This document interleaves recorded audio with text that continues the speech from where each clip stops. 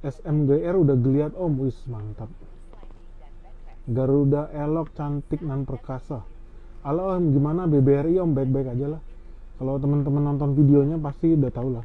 Kalau sama-sama Big Bang, kapal induk segala macem, dalam jangka panjang ya pasti bagus. Kenapa? Suaranya lirih. Nggak kedengeran ya suaranya ya? Pelan banget ya? Biar gua kencengin.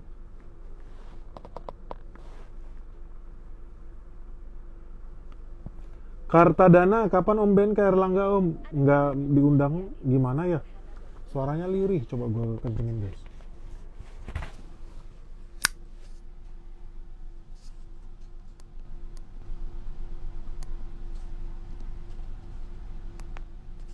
Tes, mendingan nggak? Jadi, semoga mendingan ya. Ntar kita beli emas men. Patrick Hartono. Ya. BGS Aprilia. Om Cas masih boleh masuk nggak? Lu kemana aja bro? Saham Cas itu kita udah bahas di YouTube Benix. Lu harus lihat 3 tahun lalu. Lu baru ngomong 2024. Lu telat banget gitu. Udah naik 400%. Gimana? Cari yang lain lah. Patrick Hartono izin follow, wis mantap. Follow ya tuh Patrick Hartono. Itu dosen muda kita. Menurut gua skillnya udah level profesor nih. Banyak kan profesor cuma teori-teori. Kalau dia praktek beneran bro. Cibubur hadir om. Kapan bahas kepala negara bro? Nggak mau bahas. Ntar nggak sempet ngumpulin barang ya. Ntar keburu naik. Sampai ketemu September ya. Mau dong. Menurut Om Ben ke depannya apa ada penyakit-penyakit lain Om yang dibuat seperti waktu Covid? Bro, gue gak...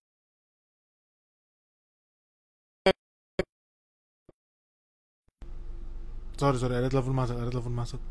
Menurut Om Ben ke depannya apa ada penyakit-penyakit lain Om yang dibuat seperti waktu Covid?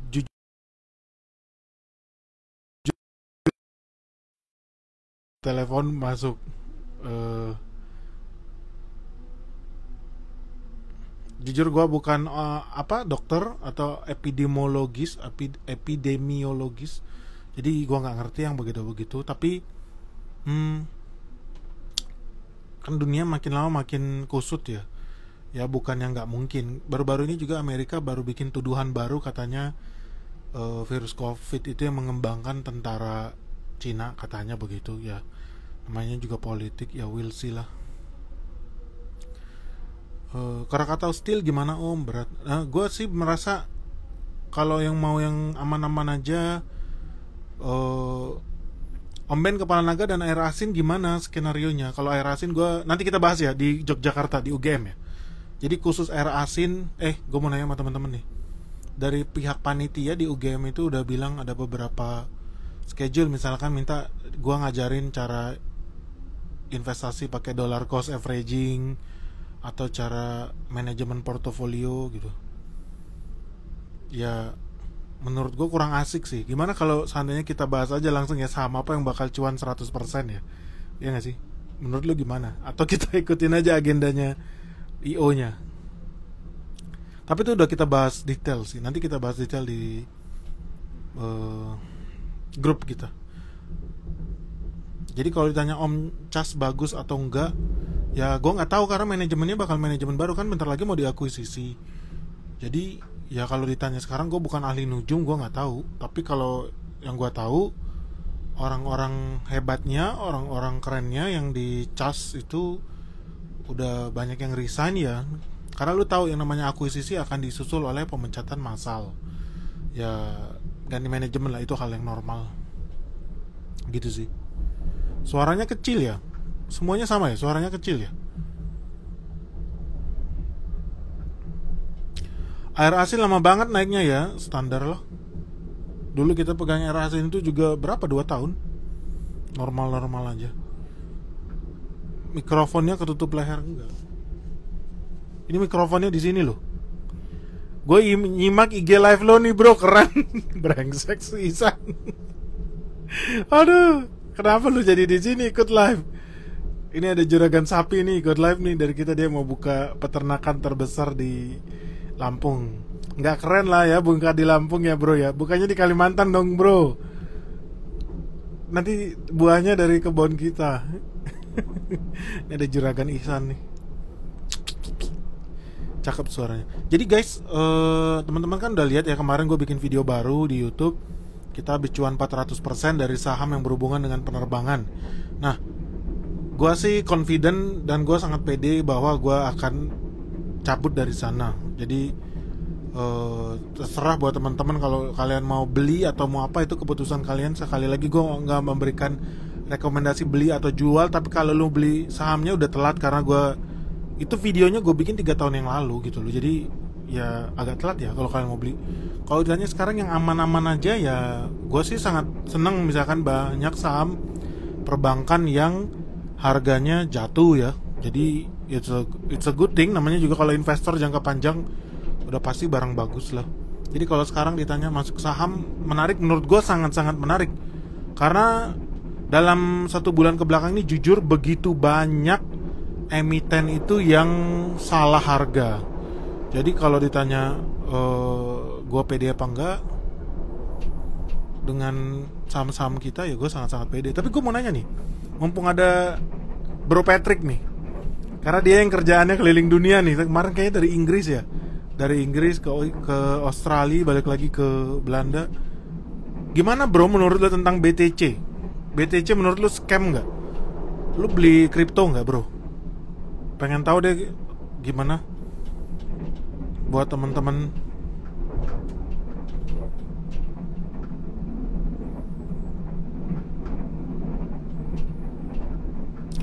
Khairul PK, terbukti Meki Investing itu benar om.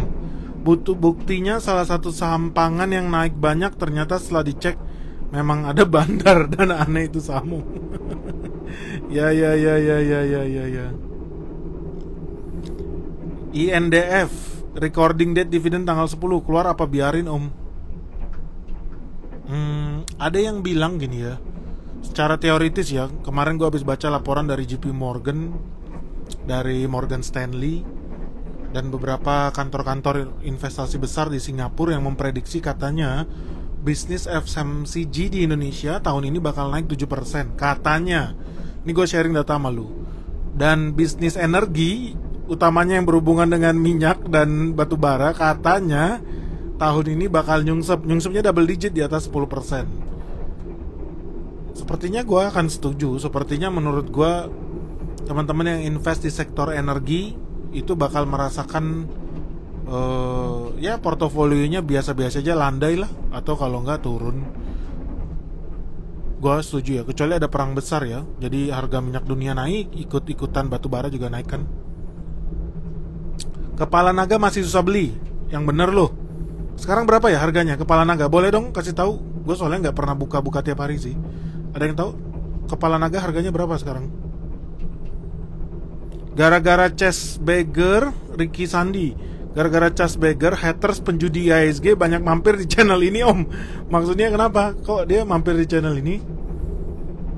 Kenapa tiba-tiba banyak trader main di channel kita? Channel kita khusus investor ya, bukan trader ya.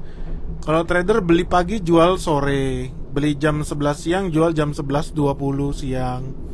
Kalau kita enggak lah, kita pegang saham itu bisa sampai tahunan ya. Kalau belum multi bagger gua nggak mau jual lah.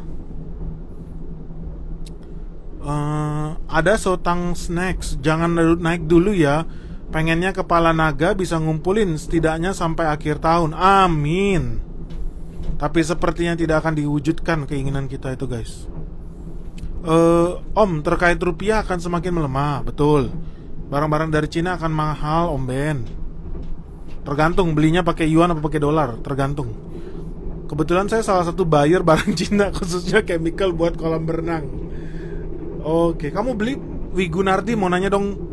Kamu beli impor barang-barang dari Cina, chemical tuh bayarnya pakai dolar apa pakai yuan ya?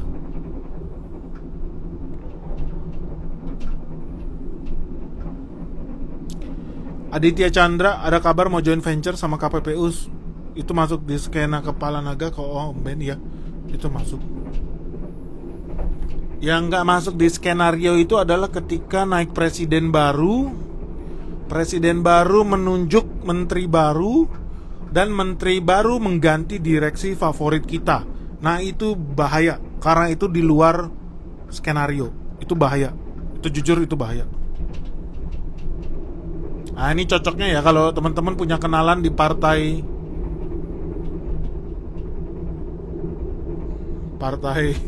nggak enak gua ngomongnya. Mungkin kalian yang tahu lah. Yang sekjennya itu kalau nganter anak sekolah itu bodyguardnya sampai 3 mobil ya. Cuma buat nganter anak sekolah SD pakai bodyguard 3 mobil tuh sekjennya tuh. Mantap. Nah kalau lu kenal, kalau lu punya orang dalam di partai itu, kontak-kontakan lah sama kita, nanti kita barter info ya. Gue tunggu tuh kabar baiknya tuh. Kemarin ada yang ngundang gue, orang DPP-nya pusat, ketua DPP partainya ngundang gue. Tapi sampai sekarang belum ada kejelasan ya. Mungkin karena kita bikin video tapera tuh. Anyway, Freeport buka smelter di Gresik ya Om. Betul, itu informasi yang valid. By the way guys, gue mau kasih tahu informasi yang sangat-sangat luar biasa ya. Kemarin kan kita habis ngobrol sama tangan kanannya Crazy Rich Kalimantan ya, yang kemarin sempat heboh karena beli 2000 unit alat berat dari Cina merek Sunny ya. Nah dia itu juga lagi supply ke sebuah smelter. Jadi ada smelter baru lagi dibangun di Morowali. Pemegang sahamnya 51% investor dari luar. Nah yang seru nih, itu Sunny. Jadi kita lihat bakal makin banyak pemilik alat berat itu mengakuisisi tambang-tambang di Indonesia. Makanya lu jangan kaget ya. Lu kalau suka belanja di GS Supermarket, tau lu lagi viral di Jakarta supermarket.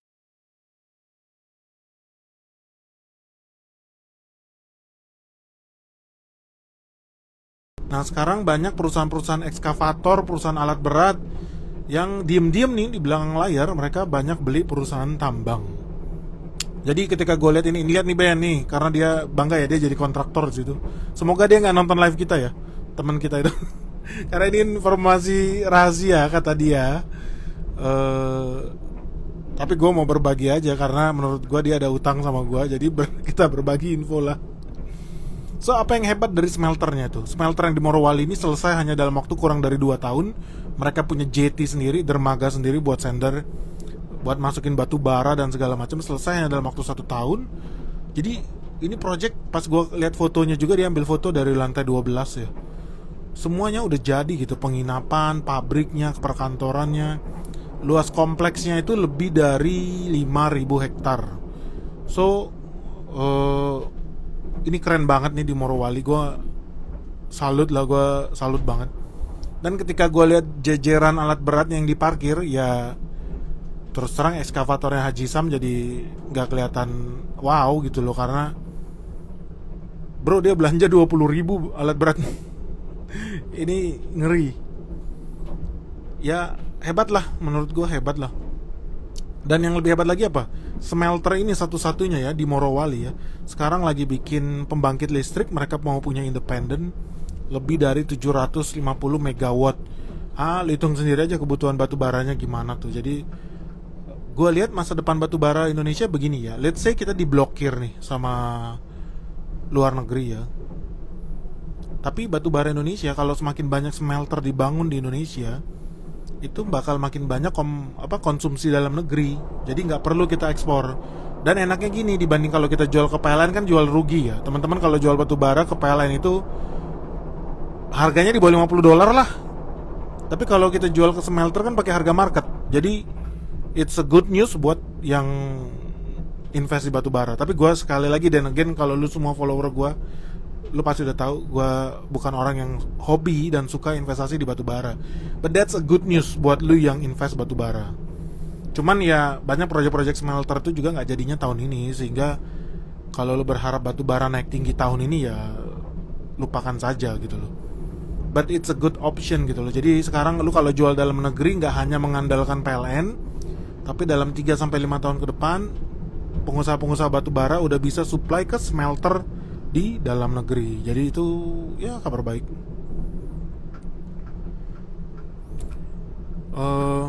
Fakhri RM. Oh ya, masih ada nggak tiket acaranya di Jogja Om Ben? Guys, sorry banget. Jadi gue baru tahu pas gue lihat dari panitianya, ternyata tiketnya udah habis. Jadi kemarin tadi barusan gue baca ada yang udah beli terlanjur ya, beli tiket pesawat terbang ya dari Jakarta sama dari Batam yang mau datang ke UGM. Sorry banget guys, sorry banget. Ternyata tiketnya sudah habis, sold out. Jadi ya segera di reschedule aja ya pesawatnya ya, karena ternyata sudah sold out. Gue juga kaget, gue cepet banget. Katanya dia buka 2 jam terus udah sold out tiketnya. Jadi ya sorry banget ya. Sekali lagi bukan gue IO nya ya, IO nya orang UGM, tim dari UGM. Jadi nantilah kita next time ketemu lagi ya. Zahrela Rocha, I love saham nyungsep. Loyal Pearl.id, Om Ben saham media menurut Om sudah redup ya Om. Menurut gue saham media. Sorry guys, gue tarik nafas dulu. Agak gelap nih. Kita terangin dulu guys. Oke, jadi kita ngobrol soal saham media. Siapa tuh tadi yang nyana? Loyalpearl.id. Coba gue tanya, saham media apa? Coba sebutin namanya. Gue nggak tahu soalnya.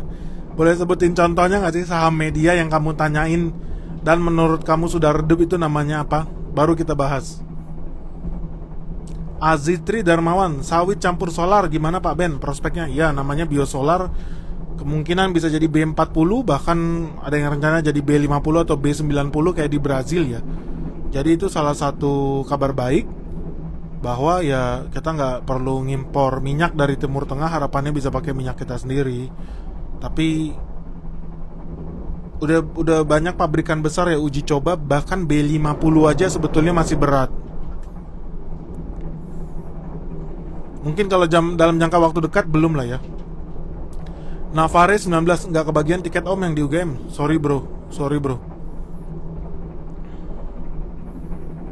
Besok bahas apa Om Ben? Besok kita bakal bahas saham yang menarik untuk dikoleksi dalam waktu 3-5 tahun ke depan. Rido Awang, suaranya kayak pedagang bakso boraks. Gimana tuh suaranya? Gua nggak pernah denger tuh. Hendiar, suara aman Om.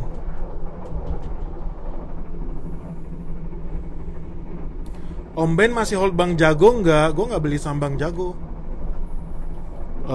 Di era bank digital itu gue nggak beli saham Bank Jago. Gue nggak boleh beli saham Bank Jago. Gue dilarang untuk beli saham Bank Jago.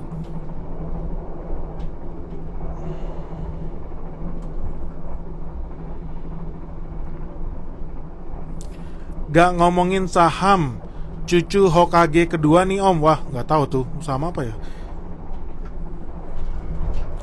Limo Eko, Bang Ben kapan ketemu orang Jerman yang cerita tentang climate change? Ya, itu yang dosen ya, profesor dari Jerman. Mau kita undang lagi buat ngomong ya. Kenapa tiba-tiba tertarik bahas? Karena ternyata kejadian ya ramalan dia ya tentang kutub utara mencair ya. Gue juga kaget, gue kira itu orang stres ya. Ternyata banyak ramalan yang jadi kenyataan tuh. Menarik tuh, termasuk tentang pandemi-pandemi yang dia bahas.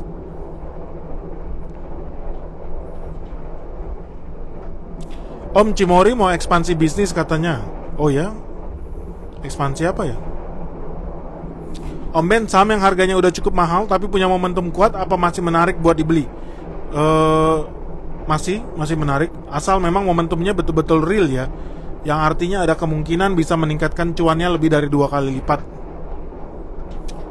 Nasrul Hami, Om Ben makan malam pakai apa? Tadi di makan malamnya sop buntut.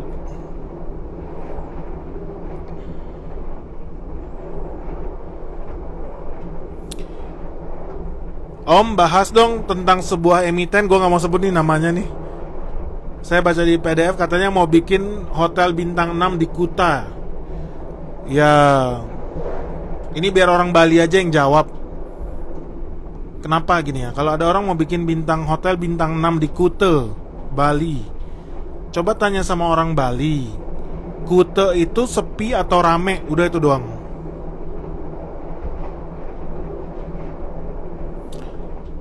Dinamisator 5 Bang, jeda dulu, investnya 2025, deadline pelunasan bunga dan pokoknya. Jatuh tempo bunga ya 2025 ya. Ya. Auresvian, Om Ben, negara Kazakhstan diganti Kambodia aja. Soalnya saya udah ke Kazakhstan, bagus negaranya. Ya, Kazakhstan bagus memang, setuju gua. Negaranya lebih rapi dan lebih teratur dibanding Indonesia ya. Setuju, menurut gua Kazakhstan yang negara yang bagus, makanya Gue suka memuji-muji Kazakhstan ya.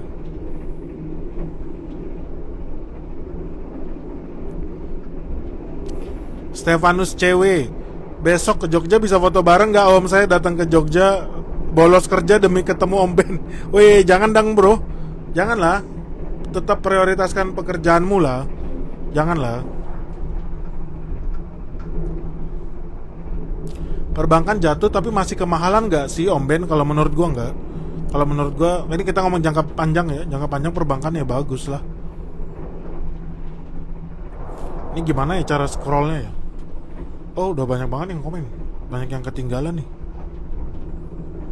Turki makin wah, udah kegulung. Om Ben katanya air susu ibu suram nih. Efek BYD masuk and rating Morgan Stanley. Bener nggak? Bener, kalau menurut saya sangat benar. Ini jujur, kita ngomongin Asia Tenggara ya. Di Singapura tuh kemarin baru keluar data, ternyata sepertiga penjualan mobil di Singapura adalah mobil listrik. Dan targetnya dalam 2 tahun ke depan, setengah mobil yang terjual di Singapura adalah mobil listrik. Nah, lama-lama bakal mendominasi kemungkinan menurut gue ya, negara sekecil Singapura. Ya, bukan nggak mungkin nanti jadi full mobil listrik. Dan itu bakal keikut kok. Malaysia juga udah begitu, Australia, New Zealand juga udah begitu.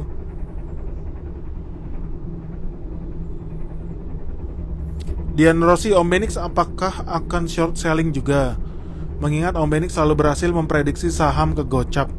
Ya dong, kenapa enggak? Kalau memang bagus terminnya, gue mau. Tapi kalau short sellingnya dihitung dalam harian, gue nggak mau. Kalau di luar itu ada put sama option ya. Dan itu kan kita bisa tahan sampai bulanan. Tergantung brokernya juga sih. Ya itu jauh lebih menarik lah. Dibanding kalau misalkan short selling temponya cuman 1 hari, itu menurut gue nggak menarik. Terus yang kedua, kalau di Indonesia itu masih ada ARB, ARA masih dikunci, itu juga nggak menarik. Kenapa short selling di bursa Amerika lebih menarik? Karena nggak ada rem tangannya. Jadi bisa aja dari 100 hilang ke 50 atau ke 30, nggak ada rem tangan bro. Itu jauh lebih menyenangkan. Tapi kalau pakai rem tangan ya boncos. Apalagi buat orang yang short selling pakai margin kan. Dia udah memprediksi saham ini bakal minus 50%, which is dari 100 ke 50. Ternyata dari 100 ke 80 udah stop nih, kena rem tangan. Besok dari 80 ke 60 stop lagi, kena rem tangan. Kan nggak menarik ya. FAT DL1 pakai Starlink Om biar koneksinya lancar. Koneksinya jelek nih.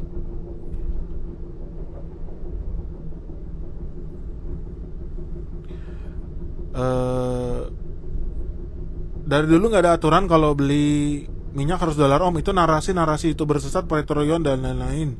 Bentar lagi dolar turun bukan karena ada dolarisasi, tapi karena suku bunga turun ya. Tapi faktanya begini. Ini kita ngomong fakta ya, karena gue punya temen yang juga importir minyak dari Arab ya, dari Timur Tengah. Dia impor bawa ke Singapura, terus dari Singapura dia bawa ke Indonesia, dari Singapura dia bawa ke Malaysia, dari Singapura bahkan dia juga reekspor lagi ke Amerika. Gue baru tahu ternyata banyak bahan bakar jenis Euro 5, itu standar tertinggi Euro 5, itu cuma bisa diproduksi oleh kilang-kilang minyak tertentu yang ada di Kazakhstan. Beberapa ada di India, tapi sangat sedikit. Tapi mayoritas dari Kazakhstan, kilang minyak Euro 5, jadi punya Rusia itu minyaknya. Dan lu bayangin minyak Rusia nih ke Singapura bayarnya pakai apa? Pakai dolar gitu loh. Jadi minyak Timur Tengah ke Singapura bayarnya pakai dolar. Orang Indonesia Pertamina beli minyak bayarnya pakai apa?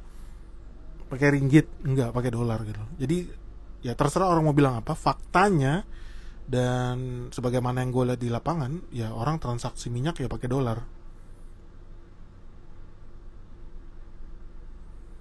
Jadi kemarin ada yang bilang bisa beli minyak pakai ringgit Malaysia gitu kan, atau beli minyak pakai Japanese yen, itu tidak betul. Ini kita ngomong dunia nyata ya.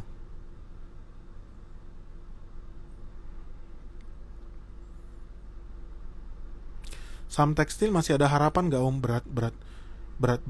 Jujur menurut gue berat. Kenapa? Karena ada peraturan Menteri Kazakhstan ya yang sangat-sangat merugikan industri tekstil, karena dibikin harga bahan baku nih buat bikin tekstil itu makin lama bisa jadi makin mahal karena mau dikenain pajak 200%, dan menurut gue itu tidak masuk akal. Jadi itu masa depan yang jelek. Karena kalau bahan bakunya mahal, petrochemical ya, petrochemical diubah jadi benang, petrochemicalnya mahal, benangnya mahal, ujung-ujungnya apa? Kainnya jadi mahal, celana dan baju yang kamu pakai juga jadi mahal. Jadi runtutannya banyak. Kalau menurut gue ini jujur, lebih baik bahan baku itu impor ya, impor bahan baku itu pajaknya malah dikurangin. Kalau mau dipajakin yang tinggi, menurut gue sebaiknya ya baju bekas, thrifting, itulah dipajakin aja yang tinggi. Bahan-bahan yang udah jadi, kaos udah jadi, dari impor jadi, barang jadi ya, itu nggak apa-apa lu pajakin. Tapi kalau bahan baku lu bikin murah, sementara kan pabrik-pabrik itu banyak yang membutuhkan bahan baku. Karena jujur ya, pabrik tekstil di Indonesia banyak, tapi bahan baku tekstil itu sangat sedikit yang memproduksinya, yang mampu memproduksinya. Jadi kalau seandainya dilarang impor atau pajak impornya dinaikin, lama-lama pabrik yang mengolah bahan baku menjadi benang ini bakal makin banyak yang mati. Lah kalau dia mati ya turunannya jadi mati, konveksi mati, garmen mati gitu deh. Kurang lebih begitulah. Jadi kalau ditanya masa depan industri tekstil gimana? Suram. Kenapa suram? Karena menurut gue menterinya tidak paham bisnis ini gitu loh. Kurang lebih gitu sih. Semoga menjawab pertanyaanmu ya.